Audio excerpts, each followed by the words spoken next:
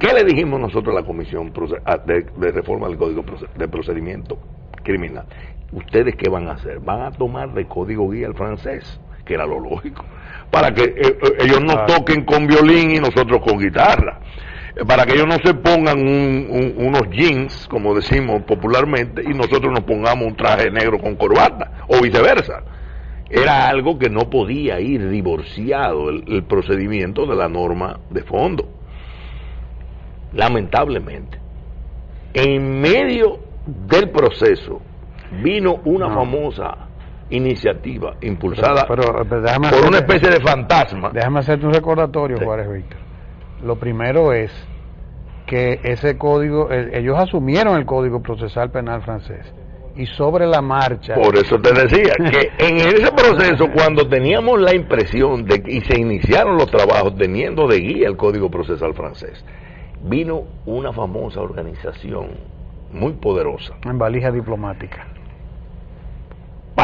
Pero había un lobby pesado a nivel congresional aquí, incluso con una serie de intereses económicos detrás de eso, que le plantearon a esa comisión: si ustedes no endosan este codiguito que está aquí, que lo habían traído, como tú decías, de Cochabamba o de un sitio de eso por ahí, esto va como quiera, ustedes se van a quedar prácticamente sin trabajo, porque si las cámaras adoptan un proyecto de reforma que nosotros, esa institución, sometió a través de sus lobbies y sus grupos de presión que estaban interesados en eso, para que pasara lo que finalmente pasó, que vamos a analizar ahora. Le pasaron la planadora a la comisión. La comisión lamentablemente tuvo que endosar esa situación. Entonces surge, hoy por hoy, el único código, estando todos listos, los anteproyectos todos listos, el único código que pudo ser aprobado al vapor y sin ponderación fue este famoso Código Procesal. No, y un código con un presupuesto mediático,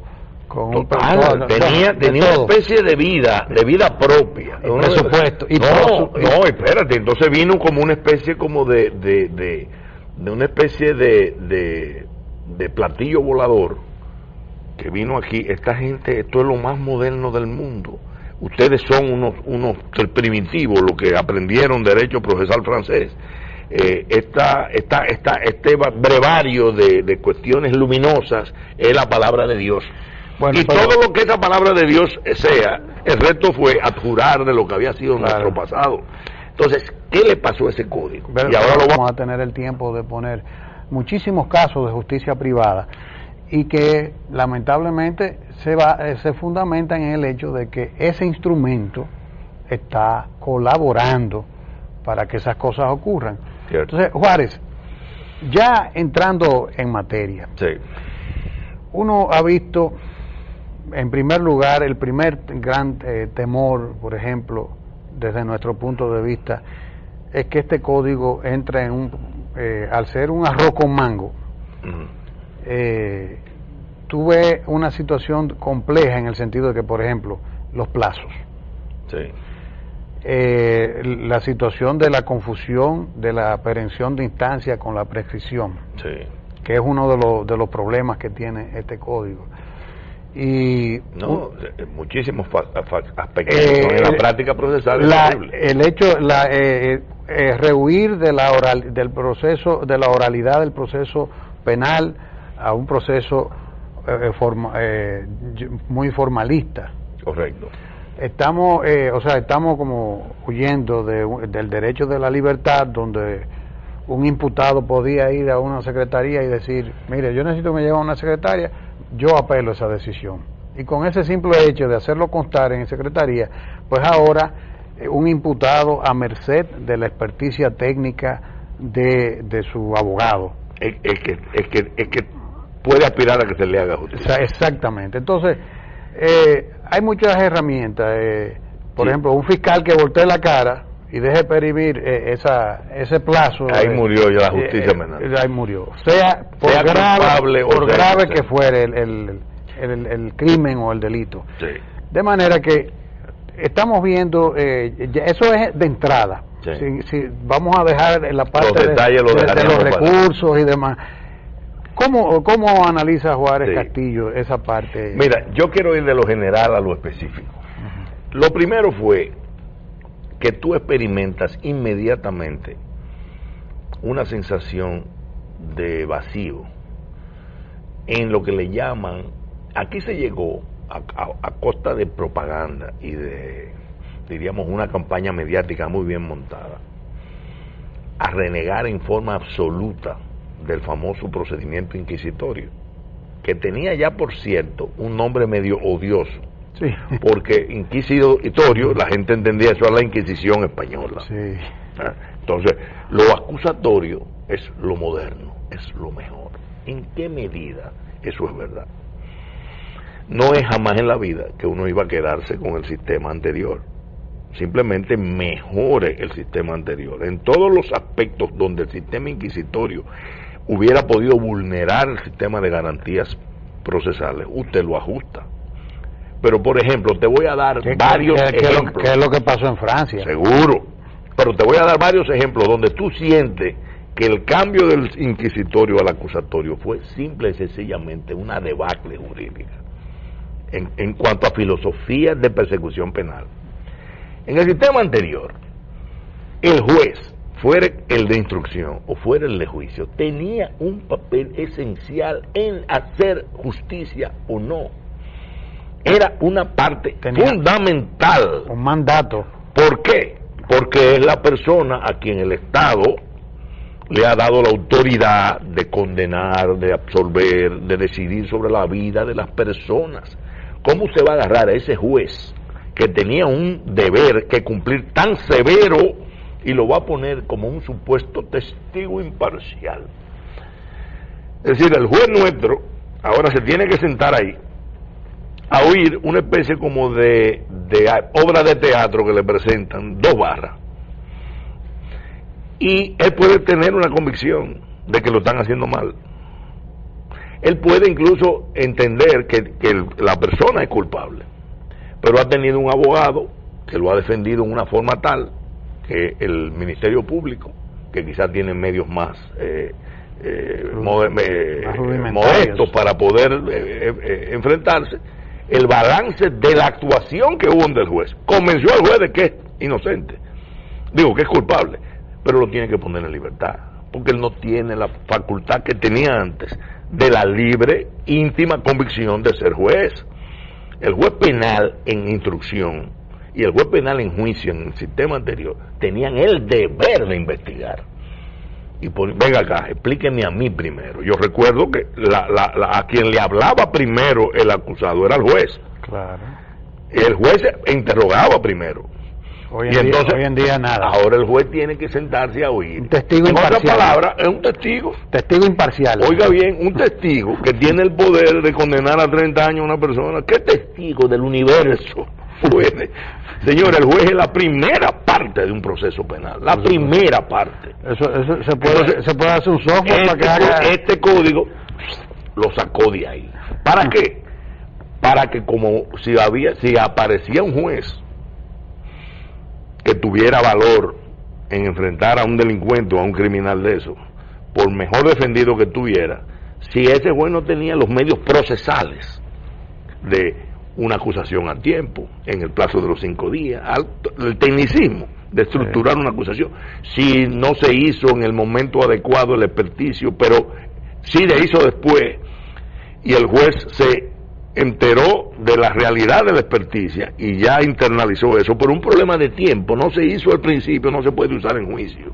Sí. Entonces tú te vas y te escabulles por la puerta de atrás de tu culpabilidad por un aspecto técnico, y el juez se tiene que sentar ahí a pasar la vergüenza de no poder, pese a que tiene la convicción, porque no es verdad que los jueces son robots, los jueces son seres humanos.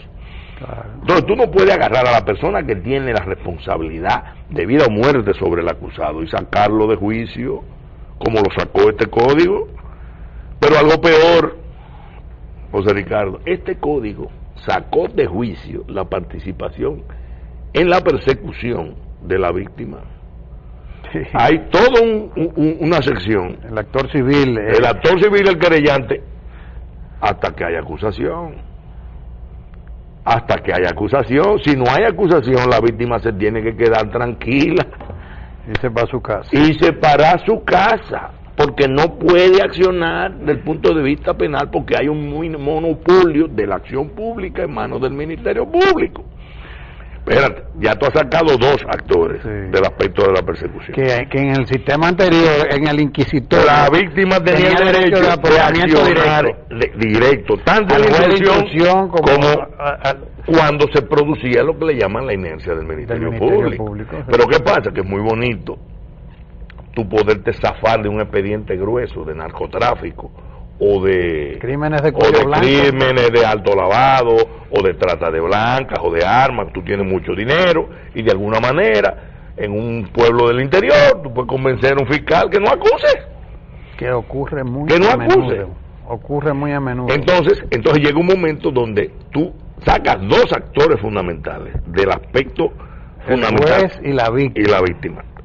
No es que no tenga participación, pero la empieza a tener una vez se produce la acusación. Y tú puedes presentar todas las querellas del mundo, y tú puedes presentar todas las acciones civiles del mundo, pero si el fiscal no apoderó, ahí te quedaste. Pero ¿qué pasa? Se deja al Ministerio Público con un trabajo que significa 20 veces más lo que tenía anteriormente, con los mismos medios materiales que tenía anteriormente para hacer el trabajo.